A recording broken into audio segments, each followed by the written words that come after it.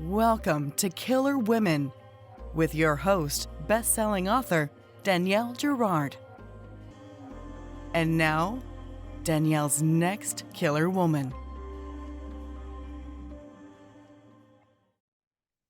Hello, and welcome to Killer Women Podcast, a proud member of the Authors on the Air global network with more than 4 million listeners. I am your host, suspense author Danielle Girard, and my guest today is Wendy Walker. Wendy is the national best-selling author of psychological suspense. Her books have been published in over 23 foreign languages and have been optioned for film and television. Her latest novels include Don't Look for Me, the Audible original American Girl, and What Remains, which will be available on June 13th. Wendy is a graduate of Brown University and Georgetown Law School. Prior to writing, she worked as a lawyer, investment banker, and trained for competitive figure skating. Welcome, Wendy. Thank you. Thanks for having me. So fun to have you here. I loved your new book. I have a million questions for you, but before we get into those, can you tell our listeners about What Remains? So, What Remains is about cold case detective Elise Sutton, who takes a man's life in the line of duty, saving the life of another man. And she suffers from trauma after that and is desperate to find this man to confirm what she can't remember, which is, did she need to pull the trigger? Was he still in the line of fire when she took this man's life? And when she does find him, he's not at all who he claimed to be. And he then develops an obsession with her, and it becomes a game of cat and mouse as she struggles to keep herself and her family safe from this sociopathic predator. Oh, it is such, I mean, from the moment she walks in, she's in that store and, here's the gunshots. It's just like it's a thriller of a ride. It's so fast and fun. So, do you remember the seed for the story? I always like to hear where our ideas come from. Can you tell us about that? Definitely. So I was listening to the news, and there was a shooting in a grocery store in Boulder, Colorado, and they were interviewing the people who had just come out. There, for some reason, the first responders, um, there would seem to be a lot of chaos there. So the first responders hadn't closed off the scene. So all of the people coming out were being interviewed by the media, and everyone was trying to figure out what was still going on in the store. So it was happening in almost real time, and the voices of the bystanders were so compelling, so raw, and you could hear the trauma still alive, still bouncing around and not settling yet. And I felt I really almost pulled over because I just felt so much compassion for them and empathy for them, what that was like, because they will just go on with their lives. They know, but they weren't harmed. Nobody they knew was harmed, but they experienced this incredibly terrifying moment. And so I started to research trauma and really wondering, what happens to those people who are expected to just, oh, you're so lucky, you should be grateful. And it's, we have these moments in our lives where we will, maybe we almost have a car crash, right? Like somebody runs a red light and we slam on our brakes and our heart, is in our throats, and we think, oh, I'm so lucky. And we will feel grateful and lucky and maybe hug our children a little tighter that night, and it'll last a few days.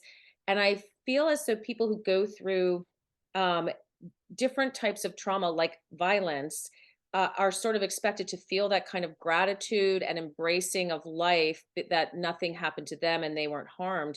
But in fact, many of them don't feel that way. It shakes things up, and there are these stages of trauma that you have to actually go through and acknowledge and experience to get to the other side. And when you come out the other side, you're never the same person, Mhm, because mhm. you know that these things can happen. Once they have happened, they can happen. And there is and so the title of the book, What Remains, that was the question that I was asking. What remains of a person after they've experienced this kind of trauma and then gone through the other side? And so that was really the impetus for the book. Yeah. So, I mean, so let's talk about the shooting because, of course, like this is something that happens every freaking day, every fucking day. I'm going to say that because this is a reality of our world, and particularly our, in our country. It doesn't happen other places, and obviously there's a lot of political politicalization about guns and gun control and blah blah blah. And but what we're here to talk about really is that this is a reality now for everybody who lives in this country. It's a reality for our school children. It's a reality for, like you said, going to the grocery store, going to the movie theater. It's everyday things. And I imagine it was a really hard thing to write about because it's one of those things. It's like we really don't want to dredge up this ugly truth about our country and about the reality, but it's a really important thing to talk about. It's an important question to ask because we do spend a lot of time talking about the victims and their families, and that of course we can't even imagine. I can't even imagine what it is like to lose a kid or whatever. But there's, like you said, there's this whole other layer of people who escape, but it doesn't leave them unscathed. It doesn't leave them, they are also victims, and it is haunting. And for the for Elise, who is a police officer, right? It's part of her job. She she takes a shot. That she's doing what she's supposed to be doing in a line of duty. She's not there on duty, she's in the store, right? So she's in this precarious position, and she does what we think a good police officer would do, right? But then how Yeah. does that impact her? And it's interesting. I mean, how do police officers handle those situations? How do they move through that? I think it's a really important question to ask. How do the public, the police, so talk about that. Yeah, I mean, I when I wrote the first draft of the book, I got feedback, of course, from my people, and there was concern that it would be difficult to sell, and especially for TV and film rights and all of that, if it involved a shooting, because nobody wants to touch it, nobody wants to go near it. And I thought, why though? That's not a political book. The shooting, it's not graphic. It's just you're in her head. You're not witnessing any sort of carnage going on. And in fact, in this shooting, no one else is killed, just the Hmm. shooter is killed. So Right. there's no like horrific scenes to read Mm-mm. through. It's just the terror of this event, and it's happening. There have been over 200 mass shootings already this year, and it's so it's become so prevalent, and there are so many people now who are bystanders and are witnesses to it, Right. or who had a loved one in the store or in the school who wasn't harmed but still lived through that fear. And so I ended up rewriting the book to make it just a convenience store holdup, and it just didn't have the same Mm-mm. impact because the trauma that she feels, and the man whose life she saves, his I call him Wade. He has several names in the book, but his name, we'll call him Wade, because that's the name that sticks for Elise. He also, the way he reacted in that moment set him on this sort of collision course with his own mind and his already fragile psychological state. And and you needed something to be a pretty big, impactful, Yeah. traumatic event. And so we put it back in, and and I'm really glad that we did, because I feel as though we are, by watering down the things that we write about, to avoid any sort of you know uh, categorization that might make it less marketable. What are we going to be reading about? Right. Right. We won't be reading about sexual assault. We won't be reading Right. about shootings. We won't be reading about what about racial attacks and homophobic attacks? Like, can we Right. not write about those because, oh, are we are we using them to sell books and make money, or are we writing about these things because these are things that happen in real life and that are really traumatic, and they are out there, Yeah. and people are experiencing them, and they have significant impact. And so, yeah, I felt like it was the right decision to Yeah. write the book the way it was originally envisioned.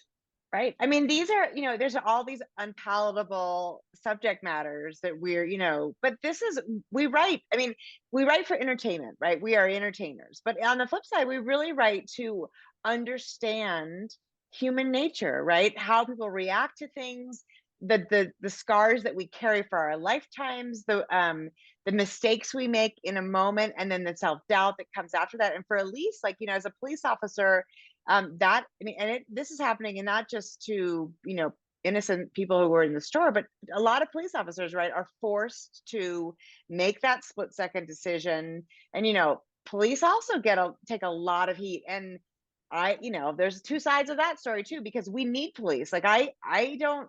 I know people who say all police or whatever. I'm like, no, no, no, no. You have to have a police force, and we have to support the police in having ways to process these events. And so it's a very layered situation. We're not talking black and white. There's no answer to this black and white. And I think by writing about it, we Yeah. are processing it and helping other people process it. And we're exploring the Yeah. damage that the way things are does to humans. So I think you did the right. I mean, I 100% agree. And I don't think we can shy away from these tough subjects. I think we have to confront them.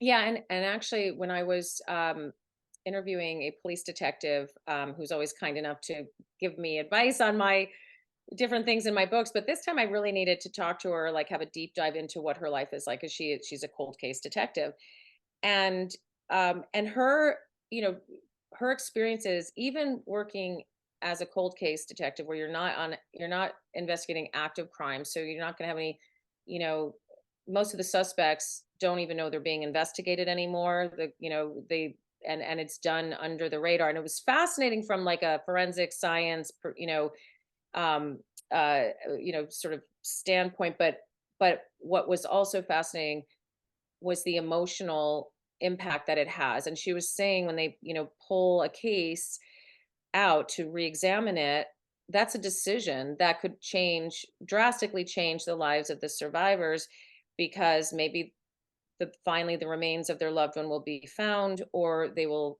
finally have justice, if they can find who did it. And then going, reading through these files and investigating, and sometimes finding who committed the murder, or finding a body. She said it's incredibly emotional and difficult to explain to people who don't experience it. And I found that fascinating. So when I was writing Elise, I was really trying to capture, the intensity of what, she goes through, and, sort of a unique experience in terms of the trauma that she has to process. And I found that fascinating. And Yeah, I do think we do write books for entertainment, but there are all kinds of entertainment. And this is not meant to be a fun, like, ooh, haha, fun. There's no sex in it. There's no humor in it. It's meant to make you feel something that maybe hmm you don't feel in your everyday life, and in that feeling, to have sort of a cathartic moment of release for maybe inklings of that feeling that you've had and haven't processed, and then to be able to come out and see, feel the joy in your life. And it's meant to give a complete escape by bringing the reader into a situation that they probably will never experience, in terms of being a cop and, having that trauma, but to be able to experience it through the characters. yeah, And so yeah, I think it's important to have all kinds of books, dark books and absolutely. funny books and sexy books and all. Yes. Yes, I 100%, and I want to talk about that. I want to get a little bit into sort of the darkness factor, because that's something that you do really well, and is. But I first want to talk about sort of the thing about it is, is it different, do you think, for a woman to be a police detective? Because I think there's Elise is, she's got two daughters, and in addition she has this tough job, and her husband's a contractor. So her job is real. I mean, and I don't think women can do anything that men can do. I don't want it to be a situation where we're saying that women aren't up for the job, but do, because of how we're rigged emotionally, is it harder for us, is it harder for a woman to take on that kind of role? Is it harder for her to separate, her the fear for her children and her, and that with her this job she has, and particularly when the job starts to sort of hit home, which it does for Elise when this man, is sort of stalking her family. And so I'm curious about that because I think I don't want to, I hate to ever say that, we're not going to be as it's going to be harder for us, or we're not going to be as good at it, because I don't think that's necessarily true, the good part at least. But I do sometimes think that it might be more challenging as a mother. So talk about that, right? Yeah, Or I mean, women. when I was writing it, I didn't have gender in mind. I was writing her as, I guess, because I am a mother, so I, was able to draw from my own feelings and experiences and, protecting my children, just generally. And but I do think there is for her because she's smaller. So, in the first sort of pivotal scene, her physical her being smaller, physically smaller, Hmm. plays into what her first interaction after the shooting, her first interaction with this man when she finally finds him, that Right. plays a role. And Yeah. I think she's very aware. And I think women in general are aware that we are physically vulnerable, Yep. and that never leaves us, no matter how strong we are. I mean, I can go to the gym and I lift weights and do all that. I'm as strong Right. as I probably could be, but I'm still 5'4", and it's just Right. that's the reality. So for many women, there is, I think, an awareness throughout life that we are physically vulnerable. Yeah. And so what I loved writing is she gets pretty badass in this book. Like Mhm.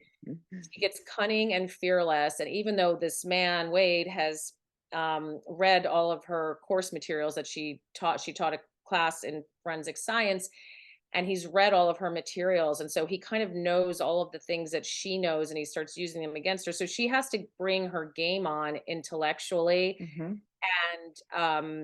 And then, of course, in the end, there's action sequence as Right. always, Right. some final reveals. But yeah, that's always in my mind when I'm writing my women characters, is that Mhm. they have to, there is an awareness there of being physically vulnerable. So Yes, and right, and like you said, and we're not big women, right? We are like, I'm like about the same size as you, and so a man who's 6 foot tall has a lot on us, right? I yeah, mean, yeah, and that is, that is absolutely right. So let's talk about yeah, dark stories, because I yeah, think I'm also been, gotten the comment, and I remember, like one of my first interviews, somebody was like, well, how does somebody so like sweet looking write such dark stuff? And I thought they'd probably never say that to somebody like Michael Connolly, who also, looks kind of sweet, or did anyway. I mean, as a younger person. And it's like, so where does the darkness come from, and why, what about that sort of is necessary in processing your own stuff? yeah. I mean, I get asked that question a lot as well. And actually, I was with all my children this weekend, and somebody asked my son if he read my books, and he said, I read one. He's like, I just don't want to know all that stuff that's going on in your mind, mom. Like, I just don't want to know. And I Yeah. said, that's fair. That's fair, because Oh. they like to see their mom in a certain way. But the reality is that for me, I need to live in the extreme. So I like to feel the highs, but I need to do that. I need to also go to the lows, and not necessarily have circumstances in my life that bring me there, but to think about it, and maybe feel it a little bit through, usually through a book, or other medium of entertainment. um and that is just how I am wired. And when I try to write lighter, I don't even know what I'm writing. It just I Hmm. can't. It always starts going darker, darker, darker, and that's just what I find interesting. I find Hmm. it fascinating. Yeah. I don't find extreme joy fascinating, and I don't find middle of the road fascinating. I find the darkness fascinating. because so much is there that we haven't examined. So many Right. feelings, our reactions to things, what it sort of sparks in us, Right. things about our own lives that, we might associate with those feelings that maybe we Yep. never process. Like, wow, that reminds me of this thing that happened when I was younger. I never realized that it had that impact.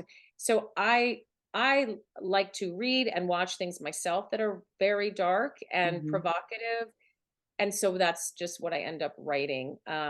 So yeah, so there's a trend now for lighter thrillers and more um, sort of chess game type thrillers like Agatha Christie mysteries um, and which are awesome. But that's just not Yeah. where I sort of And live. I mean, let's be honest, you're in wonderful company. Karen Slaughter is not a Yeah, light writer. I mean, and Julia Heberlin, there's a lot of really wonderful, and men, of course, as well. I mean, and I think there is, I think, like you said, you have to write what comes. Like, you can't, I mean, this yes, job is hard enough, right?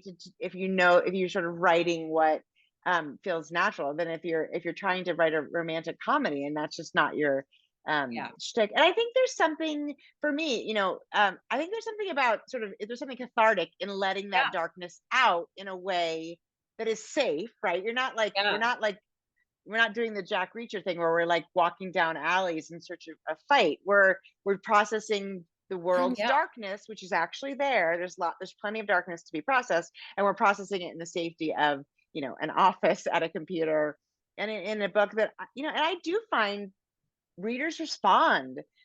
Thank you for talking about that incredibly hard thing. And because it touched something in me as well. So I think, I think there's always this sort of discomfort about, wow, this is really a tough subject that I'm going to dig into, and I'm going to put it's poor character. I know we're talking about kids. My daughter read the first book of mine she read. She's like, how could you do this to this character? And I'm like, well, that is sort of what you do in these books, yeah, right? You torture them, and then but yes. it's I think it's I mean, for me, of course, it makes complete sense with what I'm, because I'm right there with you. So I think it Exploring makes that. Yeah, just even being able to when I was writing, uh, Elise, like one of the first scenes after this shooting happens, and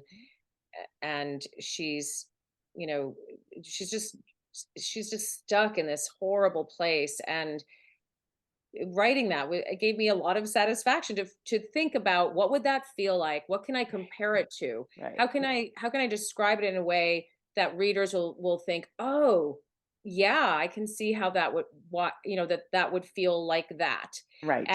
and to create that strand of empathy as well Yeah. by finding ways to describe these darker feelings in ways that other people can relate to and then empathize with. And I think that is really important too, because it makes us more human Yes. if we can say, oh, I can see the parallels, that trauma is trauma. Yeah. And so and this is what it feels like, and this is how you process it, and or not, and to be able to connect on that human level. Yeah, and actually, one of the things that I really enjoyed about this book and all your books are these strong characters, right? I mean, Elise she's a fully formed, very three-dimensional character, being, obviously a mother, a police officer, a wife to a husband who's been unfaithful, which is an incredibly, it's a real thing. It happens, of course, and it's hugely traumatic with these young kids. She's had postpartum struggles and balancing career and work, where, oftentimes the mom ends up being sort of the primary caregiver in addition to this really difficult job. And she's the kind of character I love to read because aspects of her feel so real to me, right? I mean, she touches on, and my life isn't nearly as dramatic, but there's parts of her that I very much understand, relate to, and have experienced. So tell us about sort of like, how she came to be. You obviously Yeah. weren't thinking, gender, but you developed this very full woman. Yeah, I mean, I really wanted her to be complex, and so I didn't want to give her a picture perfect marriage. I didn't want to give her, so there's a lot of complexity there. She's very close with her partner, Yeah. who's an ex-Marine, and he sort of gets her and she gets him, And they have this close bond, and it's not a romantic bond. They're just very, very close. They're like family.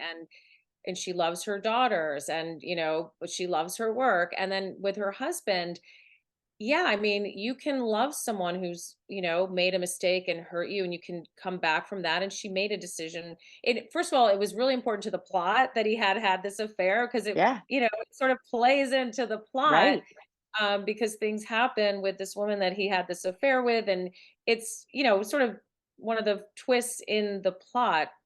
But on top of that, I found it so interesting to be able, I mean, I remember when I wrote the passage when she was describing what it was like, in the aftermath of the affair and the things Yeah. that she did. And that was fun too. So she's this investigator, and she had these clues about her husband's affair. And then she brought all of her skills to bear in Mhm. investigating him without him knowing it, to find out, because she knew if she asked him, and he, she couldn't trust that he would tell her the truth. Right. And then the damage that that did, that he knows what she's capable of. So he was capable of cheating, but she was capable of tearing his life apart without him even knowing it.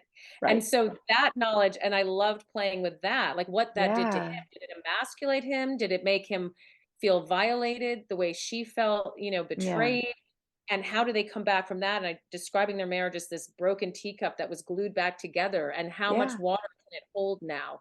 Can it Yeah. hold what she's going through, after this trauma? Is it strong enough to Yeah. hold that? And I think a lot of people, are in relationships that have been glued back together, and for Absolutely. good reason, because there's something to salvage there. There's Yeah. something, there's still love there. And I don't know, I really enjoy writing flawed characters, strong but flawed, Yeah. and not having everything be black and white and picture Mhm. perfect, or horrible, like, but somewhere in between where Right. most of us live our lives. Exactly. Exactly. And that's, I mean, I think that, the husband comes across as, you know, kind of a dick, but in reality, like, he also has redeeming characteristics, and this is her point of view, and at this moment in their relationship, that's how she sees him, right? So it's a very fair and honest portrayal of how a woman would feel in the midst of what they're going through, in addition to the pressure of this case and the young kids and all of that. So I think, had you described him as a like lovely human who'd done this horrible thing, I think I'd have been like, "What? I don't buy Yeah, that." no, and She's yeah, angry. she's angry, and she still has it. It still comes back and bites her sometimes. But what I also like writing, so often we write women who, are choosing to be with men for, you know, things that are, not physical, right? So what she first loved about her husband was that he was strong and big and strong, and made her feel safe. And Yeah. she was a cop, so it made her feel like she could set down her sword and shield. Right. And she likes the fact that he's physical. She Yeah. loves, and it's not a superficial attraction. She is just attracted to this man for who he is physically. And he's also, he's a very loving, Yeah. kind man, even though he did have this affair, when he had, his father had died. And there are reasons, but maybe we would not forgive him, but she chooses to, because Yeah. she loves these other things about him. Right. And and so I liked writing that as well, because we don't see that very often, right? Women are always choosing men because they're smart, or they're rich, or they're, Mhm. but she's choosing him because of this way he makes her feel. Right. Viscerally feel. She feels safe with him, and Right. that's a turn on to her. And Right. so she's And choosing to it's be not, with and that she's man. not like a weak woman, right? She's a very No, strong she's woman, but very strong. feeling safe is it's an incredibly motivating, real thing for, Yeah, even for a cop, right? You want to be able to come yeah, home, and especially like, your young children, like, have to be on alert all the time in your job and also in your home, is that, yes. it's too much. So it makes, no, I To think be it's really well Yeah, drawn. It's real. It feels and to real be to me. I feel like to be a strong woman, right? So she is a very strong woman, but then she wants a man who can also be as strong or stronger, Yeah. and she's just attracted to him for that reason. Yeah. And so I kind of, when I was deciding, like, how am I going to describe their first attraction? And I thought it's going to be visceral. It's going to be physical. Yeah. He just rings her bells, you know, Right. Right. and he has these other good qualities too. But it's just that thing that we all say with chemistry. Hmm. That's what they have, and Yeah. so they work And he's through it. also human. And, I mean, I think the death of a parent, the Yeah. birth of children, these are all real triggers for relationships that cause problems. And, I think it feels very realistic. So, I mean, you were a full-time lawyer raising three boys. So you sort of know about the struggles of this balance. And, I mean, how do you we keep our sanity and make sure our kids have everything? It's that delicate. How is it possible? Can we do that? Yeah, I mean, that's the other strain in their marriage, is that he's a general contractor, and so he has demands with his work, and she has demands with her work, and they don't have a ton of money for childcare, so they're always juggling, and yeah, and that becomes obviously even more problematic when this man is threatening her family. But yeah, that's always always something in her life, right? The responsibility to care for her children, Hmm. that is ever present. And so yeah, it was interesting to capture that as well for working women. But her husband really, he's kind of an equal partner in the Yeah. home. And I Yeah. liked writing that too, to Yeah. make him off type as well. Like, okay, he's this tough guy, but he's also doing the Right. dishes and picking the girls up from school, and he's Yeah. full Loves time his on daughters, dad. right? Which is, Yeah. I mean, that's another, like, I mean, it's easy to say, well, if my husband cheated on me, I'd be done with him forever. But on the flip side, there's a lot of real reasons that people make Yes. they glue the teacup back together because Yes, there's exactly. so many factors. And yeah, I mean, there's a lot of nuance and complications, very individual. And I think it resonates in the book, and certainly resonated with me. So it's super exciting. Glad. Um, Tell us, in addition, so this book is out the 13th, and The 13th. our the 13th, and our this will be going live on the 8th, which is the Thursday before the 13th. So everybody, at this moment, you still have time to pre-order your copy with a few days to spare and get what remains on the day that it is out, which I love. And but you've got a bunch of things, Wendy. You've been a busy, busy lady. So tell us what else Yeah. you've got coming up. So yeah, in October, American Girl, which was an Audible original, that will be out in print, and I'm really excited about that. And then I have another book, another original novel coming out in 2024 called Kill Me Softly, which goes even darker. I mean, I don't know this. And every time I describe the premise, people are like, "When is that book coming out?" So I guess it's not too dark, but that's about a serial killer who's targeting middle-aged women and making it look like suicide, and Oh, everyone's believing it because yeah. you know. So it gets into some, I sort of touch on some issues, but it's got four points of view. So really short chapters, really fast paced. One point of view is the killer who's killing victim 5. One point of view is victim 4, who's in the process of being targeted and killed, like in one evening. And then there's the cop who is reopening the investigation reluctantly, and a young researcher who discovered the similarities between the suicides and believes it's murder, and is helping the detective sort it out. So lots of stuff going on there. I don't know how I stumbled on that topic. But it was fun. That was fun to write. I'm looking forward to that coming out. And then there will be another fully scripted Audible audio play, I guess, or the podcast slash audio play, which is fully scripted with sound effects and a lot of actors, um, and that's called Mad Love, and that will be out sometime in 2024. So I have four things coming out in the next Wow. It's 16 months. so, Yeah, and I loved American Girl. That's a thank you. neurodivergent character. Yes, yes. So And American Girl, yeah, and she's it was number one. It was number one for Audible in fiction for 2 weeks, and on the top 10 for 7 weeks. So it did well, Awesome. and I was very excited about it. So yeah, it's an autistic 17-year-old girl in a small Pennsylvania town um who witnesses uh uh is something. We're not quite sure what till the end, but a man is dead and she was there when it happened. And so she is trying to keep her friends and coworkers and family safe and herself safe when, as she sort of realizes what she knows and what she stumbled upon. Mm-hmm. And yeah, and it's that I love that story. That was a Mm-hmm. passion project during COVID, inspired by the Tom Petty song. And just Yeah. this feeling, she's on the brink of everything happening in her life, and but the way she processes information is really unique, Mm-hmm. and she's very perceptive about human behavior. So the Mm-hmm. way she analyzes the people around her and what she's witnessed is kind of interesting and unique for her Yeah. age. And she's